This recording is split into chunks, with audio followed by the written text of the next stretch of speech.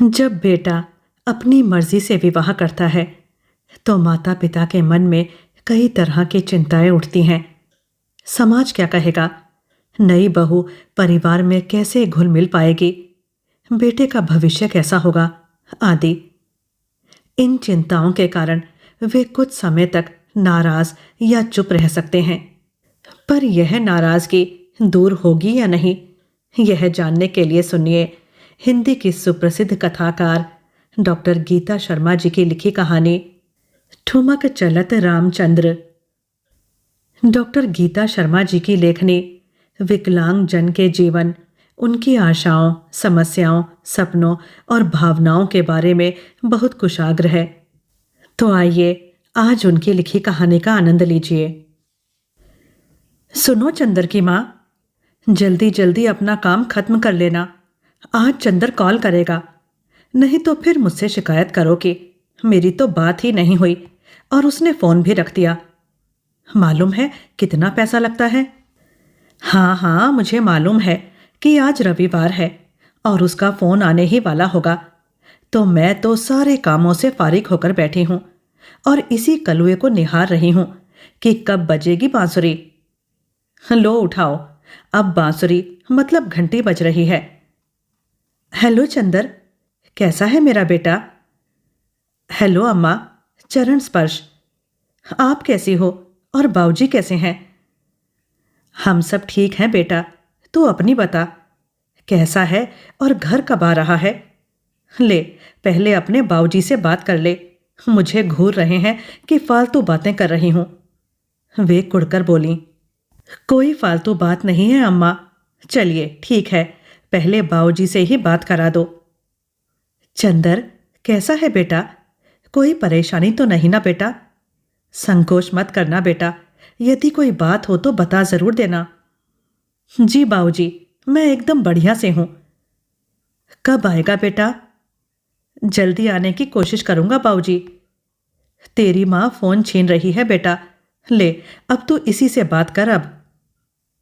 सुन चंदर, जबलपुर वाली मौसी ने तेरे लिए रिश्ता बताया है, फोटो भेजा है। लड़की बहुत सुंदर है बेटा और खूब पढ़ी लिखी भी।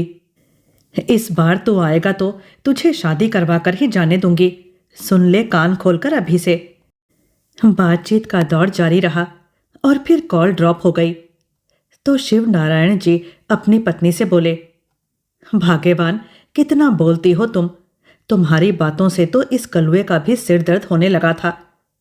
उसे लगा तुम तो ना मानोगी, तो वो ही चुप हो गया। अच्छा जी, तो मैं अब अपने बेटे से भी बात ना करूं? तरस जाती हूं उसकी आवाज सुनने को।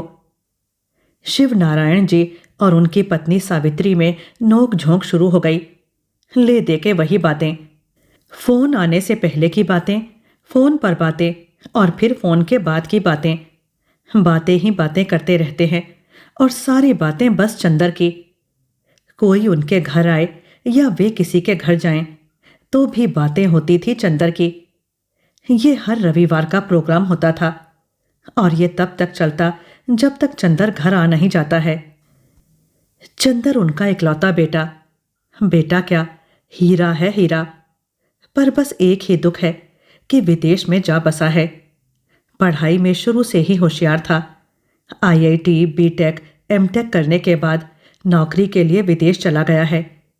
माता पिता हैं तो उन्हें उसकी शादी की चिंता रहती, पर चंदर से जब भी शादी की बात करो तो हर बार वो बात टाल देता है। लेकिन जब भी कोई रिश्तेदार मिलता तो सिर्फ चंदर की शादी की बातें करता। इस बार जब उसका फोन आया तो अम्मा की जिद करने पर उसने बता ही दिया कि उसकी शादी की बातें ना करें, उसने कोई लड़की पसंद कर ली है। ऐसी बातें छुपती कहाँ हैं? अब तो रिश्तेदार भी कहने लगे कि पहले सिर्फ यही दुख था कि बेटा विदेश चला गया, सो तो फिर भी ठीक, पर सुना है किसी विदेशन से ब्याह करना चाहता है। दोनों पति पत्नी आपस में एक दूसरे का मुंह देखने लगते और यही कहकर बात टालने की कोशिश करते कि ऐसा कुछ नहीं है। पर वे जानते थे कि चंदर एक बार जो ठान लेता है वह करके ही मानता है। फिर भी फैसला बदलवाने की कोशिश जारी रही। जब भी उससे बात होती अम्मा कभी उसे समझाती और कभी डराती, पर वो कुछ सुनने को राजी नहीं था। एक दिन अम्मा बोली, देख बेटा, शादी ब्याह अपने समाज में करना ही अच्छा होता है, और फिर बाबूजी तो इस रिश्ते को कभी नहीं मानेंगे। तू लड़की या माँ बाप में से किसी एक को चुन ले। तुम तो ऐसा मत कहो अम्मा, तुम मना लेना ना अम्मा उन्हें, उसने अनुनय विनय करते हुए कहा। लेकिन चंदर सुन तो, अगर नहीं माने तो? उनकी मर्जी पर मेरा फैसला नहीं बदलेगा अम्मा, कहते हुए उसने फोन रख दिया। फिर वही हुआ जिसका डर था। ना चंदर के बाबूजी माने और ना ही चंदर। अम्मा इन दोनों के बीच पिसती रही। बाबूजी ने तो उससे फोन पर बातें करना भी छोड़ दिया। अम्मा ही उन्हें समाचार देती। यूं ही साल दर साल बीतते रहे। ना ये लोग उसके बुलाने पर वहां गए और ना ही उसकी हिम्मत हुई कि बाबूजी के गुस्से का सामना कर सके। अम्मा के हृदयाघात होने की खबर मिली तो चंदर भागा चला आया, पर मन ही मन में कुछ ठान कर आया था। अब वो उन्हें अकेला नहीं छोड़ेगा और साथ रहने के लिए मना लेगा। उसने बहुत मान मनोहार की कि वे दोनों भी उसके साथ अमेरिका चलें, क्योंकि अब उनकी उम्र हो गई है। उसे चिंता लगी रहती है और वो चाहकर भी जल्दी जल्दी नहीं आ सकता है। देखो ना अम्मा, इस बार भी पूरे 3 साल के बाद आ पाया हूं। आप लोग वहीं क्यों नहीं शिफ्ट हो जाते हमारे साथ? आपको बहुत अच्छा लगेगा। एक बार चलिए तो सही। उसकी बातें सुनकर बाबूजी बस इतना ही बोले, बूढ़ा पेड़ दूसरी जगह जड़ें नहीं पकड़ता बेटा, हम लोग यहीं ठीक हैं। अपनी आबो हवा में ही आनंद है भाई, और फिर गैर लोगों के साथ गैर मुल्क में कैसे रहा जा सकता है? तुम्हारी तो रोजी रोटी है वहां, हमारा क्या है? सरकार ने इंतजाम कर दिया है, पेंशन देती है ना, तो बस मजे से चल रहा है जीवन। अपनों के बीच मजे से समय कट जाता है। नाते रिश्तेदारों के यहाँ आना जाना लगा रहता, और फिर जब जी में आया किसी तीरथ को निकल जाते हैं। तू हमारी चिंता मत किया कर बेटा, हम लोग यहाँ ठीक से हैं। पर अब आप लोगों की तबीयत ठीक नहीं रहती है। बुढ़ापा है तो हारी बीमारी तो लगी रहती है। पर बाबूजी, चंदर अपनी बात कह पाता उससे पहले ही वे बाहर निकल गए। बाबूजी के बाहर जाते ही अम्मा ने मोर्चा खोल दिया। हमारी चिंता छोड़ दे बेटा, हम बूढ़े बुढ़िया यहीं अच्छे हैं, और फिर उस वीरंगन को थोड़े ही अच्छा लगेगा हमारा वहां रहना। फिर कुछ देर रुककर बोली, यहाँ की अपने देश समाज की बहू होती तो बात कुछ अलग होती। शायद हम रह लेते 2-4 दिन तेरे पास, पर तूने तो हमारी सोची ही नहीं। पूरे नाते रिश्तेदारों में हमारी नाक कटवा दी, सो अलग। खैर छोड़ो, अब इन बातों को करने का भी कोई मतलब नहीं है। तुम लोग खुश रहो, बस यही आशीष है। अरे अम्मा, ऐसा कुछ नहीं है, बल्कि वो तो बहुत खुश होगी, और आप ऐसा इसलिए सोच रही हो क्योंकि आप उससे मिली नहीं हो। अब तो रहने दे चंदर, गोरी मेम साहब का गुलाम। अम्मा, तुम्हें कैसे बताऊं कि ऐसा नहीं है। आपकी तबीयत का सुनकर तो वो खुद भी आना चाह रही थी, पर मैंने ही मना कर दिया। पता नहीं आप लोग उसे घर में घुसने देंगे या नहीं। फिर कुछ देर रुककर बोला, तुम्हें तो याद ही होगा अम्मा, जब मैं छोटा था तब मैं ठीक से बोल भी नहीं पाता था। और हाँ, आपने ही बताया था कि मैं 5-6 सालों तक बोला ही नहीं था। सब लोग मुझे मौनी अमावस्या, मौनी बाबा, गंगू गूंगा कहकर चढ़ाते थे। फिर आपने ना जाने कितने जतन किए, कभी चिड़िया का झूठा पानी पिलाया, कभी शंख में रखा जल, कितनी मान मनकत मांगी, कितने मंदिरों में नाक रगड़ी। जो कोई कुछ बताता आप वही करती। और हाँ, मुझे याद है कि आपने देवी के मंदिर में चांदी की जीप चढ़ाई थी, और भी जाने क्या क्या व्रत उपवास करती रहती थी कि मैं बोलने लगूं। फिर जब मैंने बोलना शुरू किया तब भी तो कितना हकला हकला कर बोलता था, तो सब मुझे हकलू हकले कहकर बुलाते, और इसी कारण मैं कितना चुप रहा करता था। मेरी हंसी बनेगी इसी डर से बोलता ही नहीं था। गुमसुम अपने में सिमटा सिकुड़ा सा बचपन बीत गया, लेकिन जब आईआईटी में एडमिशन हुआ तो यही मेरी सबसे बड़ी कमजोरी बन गई। मेरा आत्मविश्वास भी जाता रहा। पर चूंकि पढ़ने में अच्छा था तो चल गया। जब वहां पढ़ रहा था तब मुझे एक लड़की बहुत अच्छी लगती थी और वो भी मुझसे अच्छे से ही मिलती थी। पर मैंने उसे अपने दिल की बात बताई कि मैं उससे शादी करना चाहता हूं, तो वो बिफर पड़ी। तुमने सोच भी कैसे लिया कि मैं तुमसे शादी करूंगी? तुमसे अच्छे से बात क्या कर ली, तुम तो शादी तक पहुंच गए। अरे, तुम जैसे हकलू राम से कौन लड़की शादी करेगी? जब मैंने टॉप किया और मुझे अच्छा ऑफर मिला तो वो फिर मेरे पास आई और माफी मांगने लगी। पर मेरा मन इतना दुखी था कि उसके व्यवहार से व्यथित होकर ही मैंने अमेरिका जाने का निश्चय किया। आज आपसे बिना किसी रुकावट के, हकलाहट के बात कर पा रहा हूं ना अम्मा। इसके पीछे कैथरीन की मेहनत है। वो एक स्पीच थेरेपिस्ट है। मैंने उसके यहाँ कई दिनों तक लगातार सेशन किए और उसी का नतीजा है कि आज मैं किसी से भी अच्छे से बात कर सकता हूँ। उसके कारण मैंने अपना आत्मविश्वास पाया है और लोगों से घुलने मिलने लगा हूँ, खुश रहने लगा हूँ। उसने मेरी कमजोरी का कभी मजाक नहीं उड़ाया और ना ही मुझ पर किसी तरह की दया या एहसान जताया। उसने मेरी घुटन को महसूस किया और मेरे दुख दर्द को साझा किया। वो एक अच्छी थेरेपिस्ट होने के साथ ही साथ बहुत अच्छी इंसान भी है। उससे बातें करके ऐसा लगता कि जैसे मन से सारा गुबार निकल गया हो। इसी दौरान मैं उसे पसंद करने लगा और वो मुझे। इसलिए हमने शादी करने का निश्चय कर लिया। मुझे उम्मीद थी कि आप लोग भी राजी होकर हमें अपना आशीर्वाद देंगे, पर अफसोस ऐसा हो ना सका। हर बार जब भी मैं फोन करता हूँ वो भी बात करना चाहती है, पर आप लोग तो उसे अपनाने को तैयार नहीं हैं। और ये बात मैं उसे कैसे समझाऊं? तो बोल दिया कि उन्हें अंग्रेजी नहीं आती और तुम्हें हिंदी। तो पता है, उसने हिंदी सीखी ताकि आप लोगों से बात कर सके। और क्या बताऊं अम्मा, आप लोगों से मिलने के लिए कितनी लालायित रहती है। अम्मा, अब तो गुस्सा थूक दो और उसे अपनी बहू मानकर अपना लो। प्लीज अम्मा, मुझे भी आप लोगों का दिल दुखाकर अच्छा नहीं लगता है। कहते हुए उसकी आंखें छलछला उठी। उधर अम्मा भी अपने पल्लू से अपने आंसू पोंछ रही थी।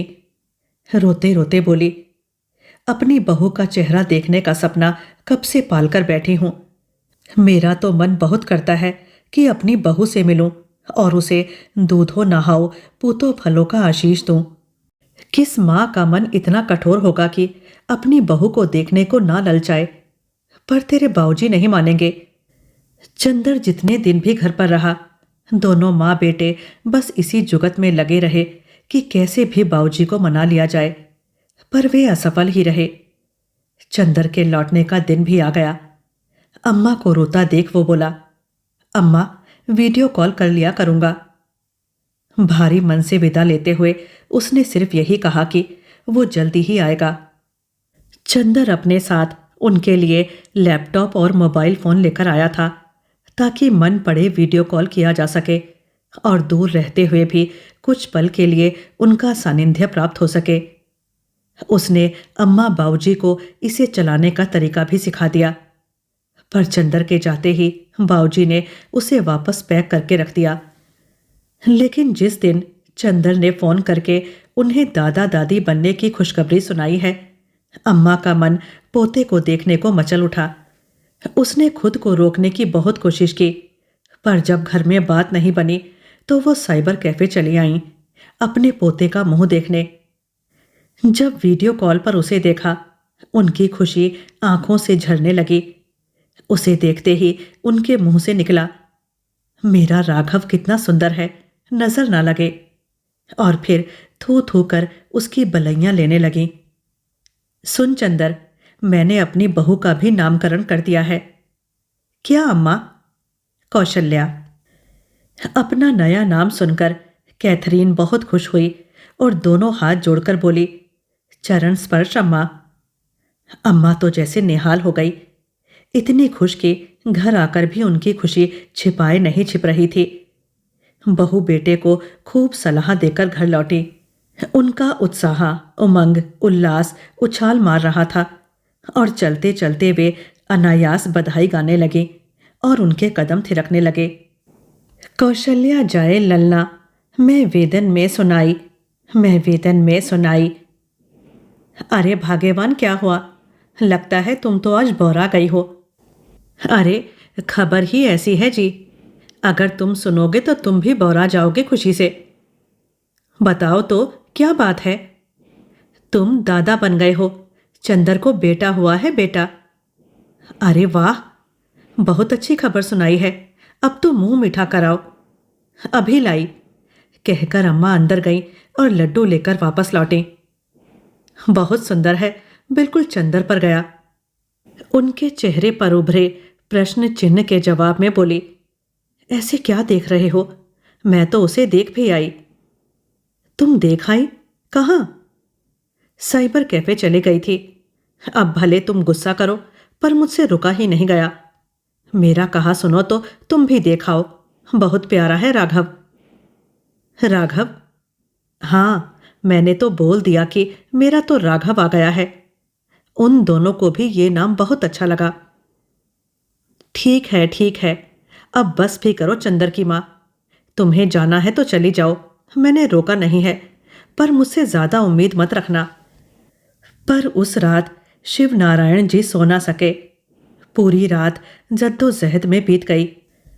वे अपने पोते का मुंह देखने का लोभ संवरण नहीं कर पा रहे थे, पर उनकी नाराजगी इतनी अधिक थी कि वह उनके प्यार पर भारी पड़ी। वे अपने निर्णय पर अडिग रहे और पत्नी के लाख समझाने पर भी नहीं माने।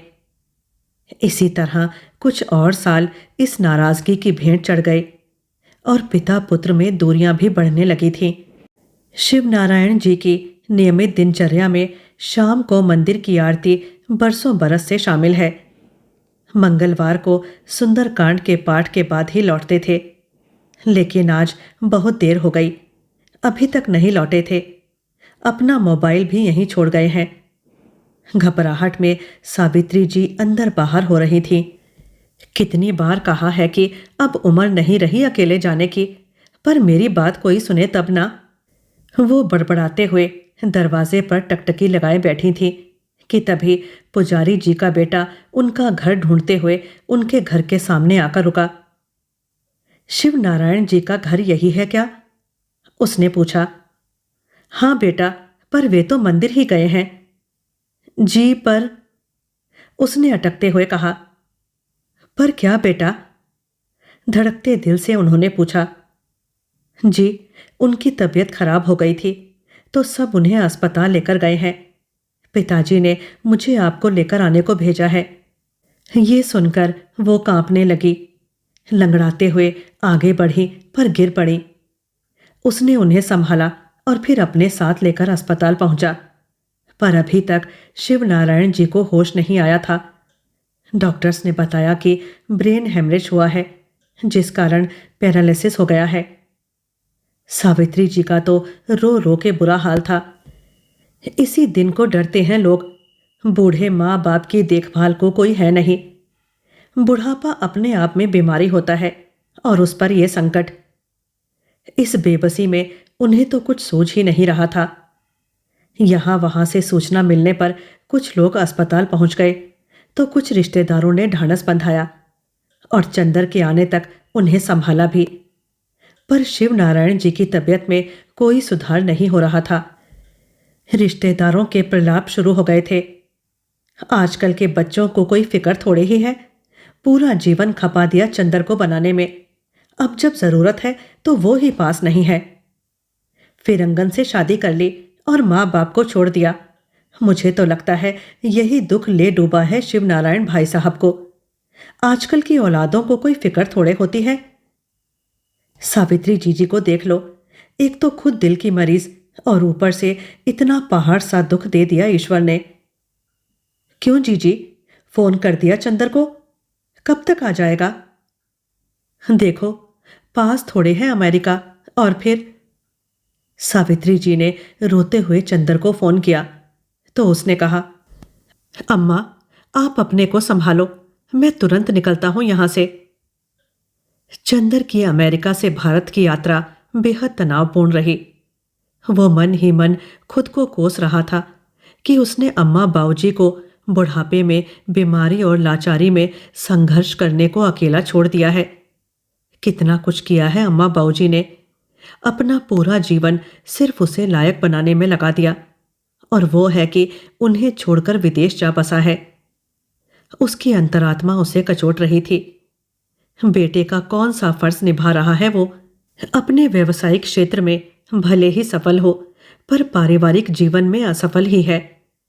अपना घर, अपना परिवार और अपने काम को साधने में इतना व्यस्त रहा कि उससे क्या छूट रहा है इसका ध्यान ही नहीं रहा।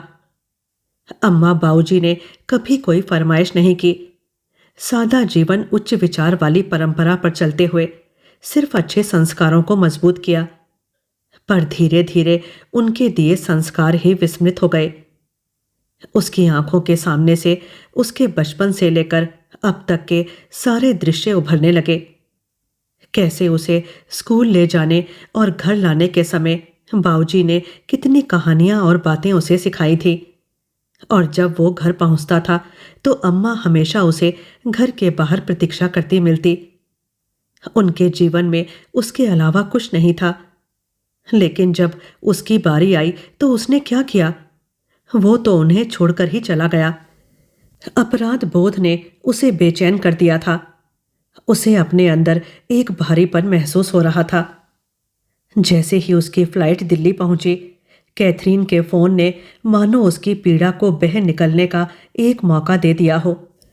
वो फफक फफक कर रो दिया। उसने उसे गुबार निकल जाने तक रोने दिया, और जब वो शांत हुआ तो उसने दिलासा देते हुए उसे अपराध बोध से नहीं वरन कर्तव्य बोध से सेवा करने की सलाह दी, और पूरे मनोयोग से अम्मा बाबूजी का ध्यान रखने को कहा। जैसे तैसे लंबा सफर तय करके जब चंदर वहां पहुंचा तो अम्मा से लिपटकर बहुत देर तक रोता रहा। अम्मा को तो जैसे इसी कंधे का इंतजार था, तो वो भी फूट फूट कर रोती रहीं। पता है ना, दशरथ जी राम की विरह वेदना सह नहीं पाए थे चंदर। पिता कह नहीं पाते, पर अपने बच्चों से दूरी उन्हें बहुत कमजोर कर देती है। तेरे बाबूजी भी कहते तो कुछ नहीं थे, पर अंदर से टूट गए थे बेटा। वे तेरी तरक्की में बाधा नहीं बनना चाहते थे, और ये ब्रेन हेमरेज भी उसी घुटन का नतीजा है। पता नहीं कब तक होश आएगा उन्हें। तुझे देख लें, तुझसे मिल लें तो कुछ हिम्मत आ जाएगी। वे सुबकते हुए बोले जा रही थी। तभी आईसीयू अटेंडेंट ने बताया कि शिव नारायण जी को होश आ गया है। देखा चंदर, बाबूजी तेरे आने की ही राह देख रहे थे शायद। चल जाकर मिल ले अपने बाबूजी से। बिस्तर पर लेटे हुए बाबूजी को देखकर उसकी रुलाई फूट गई, पर किसी तरह अपने को संभाल कर बाबूजी के बगल में बैठ गया। बाबूजी पहली बार बेहद कमजोर और बेबस लग रहे थे। ब्रेन हेमरेज से शरीर का आधा हिस्सा बेकार हो चुका था। उसने चरण स्पर्श किए तो उन्होंने धीरे से अपनी आंखें खोली, और चंदर को अपने पास देखकर उनके आंसू बहने लगे। चंदर ने उनके आंसू तो पोंछ दिए, पर खुद की आंखों से बहते आंसू नहीं रोक सका। वे कुछ कहना चाहते थे, मगर उनके शब्द मुंह में ही गुम हो गए। फिर उसके सिर पर एक हाथ रखकर उसे दुलारते रहे। भावनाओं का ज्वार हिलोरे ले रहा था, पर बाबूजी को शांत करते हुए बोला, आप चिंता ना करें, अब मैं आ गया हूं, सब ठीक हो जाएगा बाबूजी। पैरालिसिस से टेढ़ा पड़ चुका मुंह खिल उठा और वे मुस्कुरा दिए। उनसे मिलने के बाद चंदर डॉक्टर से मिला। डॉक्टर्स का कहना था कि फिजियोथेरेपी से कुछ फर्क हो सकता है, लेकिन कितना होगा और कब तक होगा कहा नहीं जा सकता। चंदर के आने से बाबूजी में जान आ गई थी। बाबूजी की हालत में धीरे धीरे ही सही पर सुधार हो रहा था, लेकिन एक तो बुढ़ापा और दूसरा पैरालिसिस। तबीयत ठीक होने में लंबा समय लगेगा, इसलिए चंदर का वहां रहना जरूरी होगा। चंदर ने कैथरीन कौशल्या को बता दिया कि अभी उसका आना संभव नहीं हो पाएगा। Don't worry Chandar, I will handle here, stay there, your father need you more than us, I think I must join you. और सच में एक दिन अचानक वो राघव को लेकर पहुंच गई हमेशा के लिए। तुमने ऐसा कठिन निर्णय कब और कैसे किया कैथरीन? चंदर ने पूछा। I know it will be difficult for you to leave बाऊजी, so I thought it better to shift here. Chandar को डर था कहीं बाऊजी गुस्सा ना करे, तो ये बात उसने किसी को नहीं बताई थी। बाऊजी लंबे समय तक हॉस्पिटल में ही एडमिट थे, लेकिन आज वो भी डिस्चार्ज होकर घर आने वाले थे। घर पर सारी व्यवस्थाएं उनके हिसाब से कर दी गई थी। फिजियोथेरेपिस्ट रोज आकर उन्हें एक्सरसाइज करवाता और उनसे चलने के लिए बोलता, पर उनके पैर आगे ही नहीं बढ़ते थे। एक दिन चंदर जब कैथरीन से बाऊजी के बारे में बात कर रहा था, राघव वहां पहुंच गया। दरअसल उनके गुस्से के डर के कारण राघव और कौशल्या होटल में ही रह रहे थे, पर उस दिन राघव जिद करके चंदर के साथ घर आ गया। दादाजी को देखते ही राघव ने उनके चरण स्पर्श किए और दादाजी दादाजी कहकर उनसे लिपट गया। उन्होंने चंदर से इशारे से पूछा कि बहू कहाँ है, और जब कौशल्या ने सकुचाते हुए उन्हें प्रणाम करते हुए उनके पैर छुए तो उन्होंने उसे आशीष दिए और अम्मा से सोने की चेन लाकर उन्हें देने को कहा। अम्मा का उत्साह तो देखते ही बनता था, जैसे सब कुछ मिल गया हो उनके जीवन में। अब कोई कमी ना रही, मानो शबरी की तपस्या पूरी हो गई थी। उनका राम, उनका राघव उनके घर आ गया था। दिन भर राम और राघव की पुकार से घर गूंज उठा और वे उसी भाव से उसकी सेवा में रत हो गई थीं। अगले दिन जब फिजियोथेरेपिस्ट बाऊजी को खड़ा करके चलवाने की कोशिश कर रहा था तो राघव बोल पड़ा, कम ऑन दादाजी, यू कैन डू इट।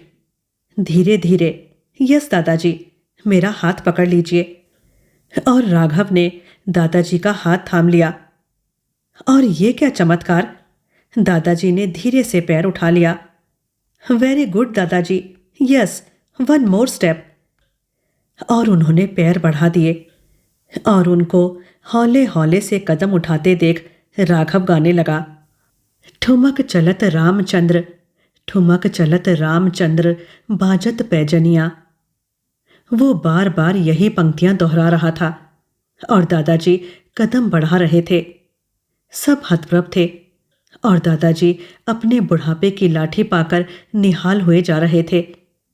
उनकी आंखों से बहते खुशी के आंसुओं के साथ ही उनकी सारी नाराजगी भी आज तिरोहित हो गई थी। कहानी बहुत खूबसूरत है। कहानी पढ़कर लगा कि ये सही ही कहा जाता है कि माता पिता नाराज हो सकते हैं, पर बेटा खुश रहे तो वे ज्यादा देर नाराज नहीं रह पाते। अब मुझे आज्ञा दीजिए, फिर आऊंगी एक और कहानी के साथ। धन्यवाद।